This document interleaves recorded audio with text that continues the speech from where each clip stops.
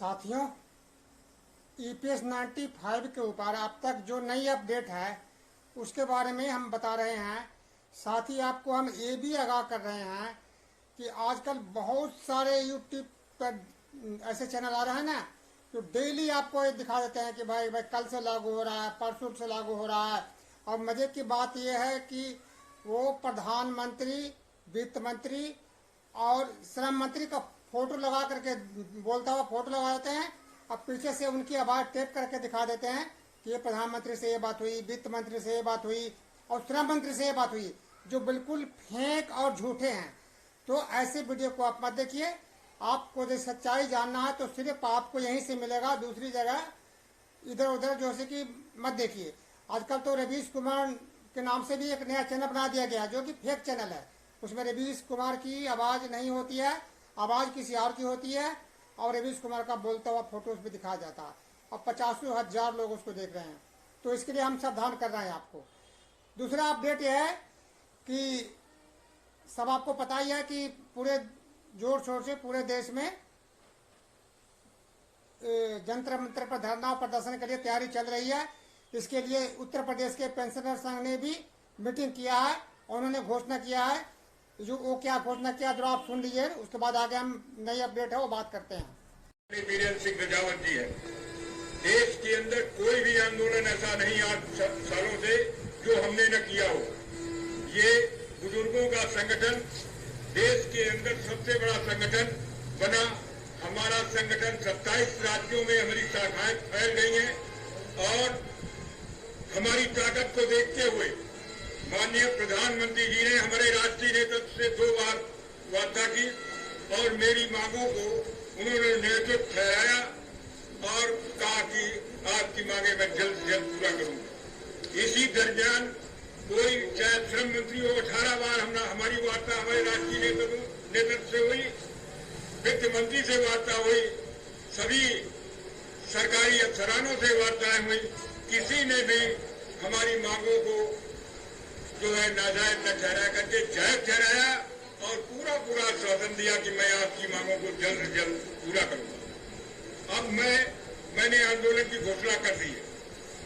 4 और 5 अगस्त को हम देश की तरफ से बहुत बड़ा आंदोलन दिल्ली और जंतर मंतर में करने जा रहा हूं अपनी मांगों को लेकर के। अगर 21 जुलाई तक इस सरकार ने हमारे मांगों का आदेश न जारी किया तो 4 और 5 अगस्त को हम बहुत भयंकर आंदोलन, धरना, प्रदर्शन जो भी वहां संभव हो सकेगा हमारा आंदोलन करेंगे और जब तक करेंगे जब तक इस सरकार हमारी मांगों का आदेश नहीं पारित करती है। मैं तो सुन लिया आपने ना, ये इस तरह से पूरे देश में पेंशनर जो है कि जंतर मंतर पर धरना प्रदर्शन के लिए तैयार है। और इतना ही नहीं, हमारे एनएससी कमांडर अशोक रावत जी ने इसकी नोटिस प्रधानमंत्री को, वित्त मंत्री को, श्रम मंत्री को भेज दिया और पीएफ कमिश्नर को भी दे दिया गया। और एक कमिश्नर नोटिस, सिर्फ नोटिस नहीं दिया गया, उनको ये बताया गया है कि यह आंदोलन राष्ट्रीय स्तर पर हम करने जा रहे हैं और इसकी सूचना दिया जा रहा है। और इस आंदोलन का मकसद सिर्फ सरकार के खिलाफ विरोध प्रदर्शन करना नहीं है, बल्कि सरकार से हम न्याय लेने तक की मंशा है और न्याय लेने के मकसद से ही आंदोलन किया जा रहा है। और ये आंदोलन जंतर मंतर पर होगा 4 और 5 अगस्त को। इसकी आंदोलन की घोषणा हो चुकी है और अब सबको अधिक से अधिक संख्या में पहुंचना है।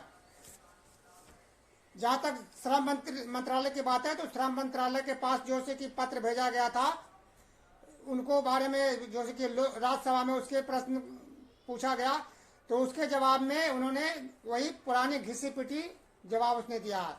उनका यही कहना है कि ईपीएफ फंड है जो एक संस्था है और सरकार द्वारा निर्देशित है और अब तक जो इनके अनुसार जो भी 3 मार्च 2019 को इसके फंड का आकलन कराया गया था, तो उस आकलन के अनुसार ये जो मिनिमम पेंशन जो बढ़ा के 1000 रुपये किए हैं उनमें भी इनको घाटा हो रहा है। तो उस घाटा को पूर्ति करने के लिए सरकार इन्हें बजटीय घाटा देती है। यही जवाब दे रहे हैं। यानी क्योंकि ईपीएफओ कुछ कर भी नहीं सकता, क्योंकि यह सरकार द्वारा निर्देशित संस्था है और जो सब सरकार करेगी वही करेगा। फाइनल अंतिम निर्णय तो कैबिनेट मंत्री को और प्रधानमंत्री को लेना है। कैबिनेट के सभी मंत्रियों के में ही निर्णय लिया जाएगा। हमारे कमांडर अशोक रावत जी ने उसमें यह भी बता दिया है कि 7,500 पेंशन देने में ईपीएफ को कहीं से कुछ अलग से करने की जरूरत नहीं है। उन्होंने बकायदा उनका फार्मूला सारा कुछ करके और उनको दिखा दिया गया है कि हमारे पास इतने फंड है, ऐसे ऐसे करके ये पैसे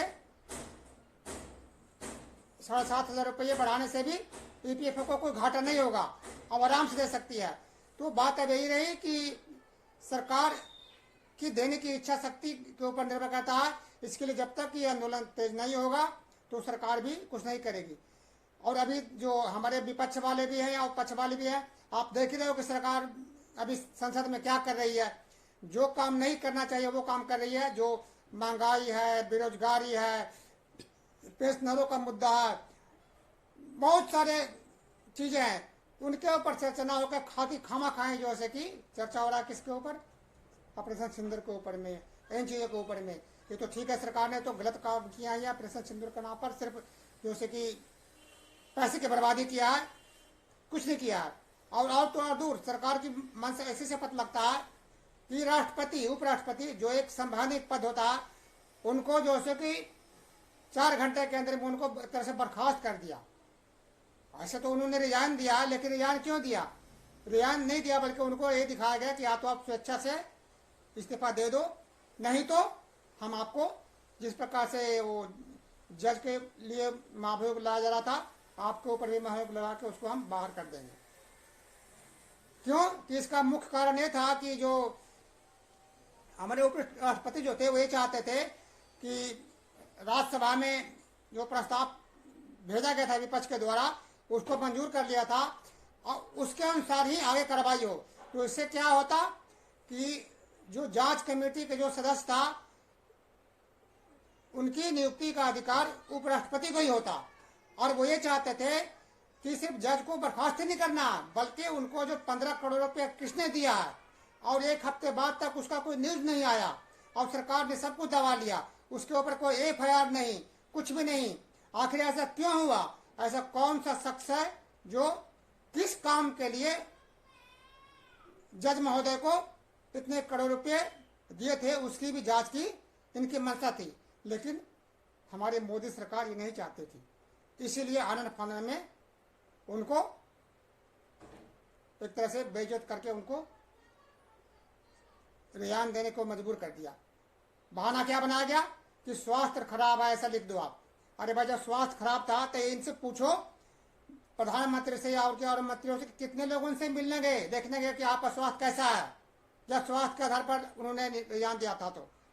तो दोस्तों, ये तो अलग बात रही, लेकिन इसके लिए हम लोग EPS 95 वाले एकजुट रहना है और आंदोलन के जरिए ही सरकार पर दबाव बना करके ही कुछ हासिल होगा, वैसे कुछ हासिल नहीं होगा। और एजुल फुजल फाते के वीडियो आप मत देखिए, जो डेली आपको पेंशन दिला रहे हैं। आपको फरवरी महीने से भी डेली आपको पेंशन खाते में डेली आ रहा है। ये फालतू फेक वीडियो है, इन पे आप भरोसा मत करिए। और जैसे भी कोई नई अपडेट आएगा आपको हम बताएंगे। तो जय हिंद।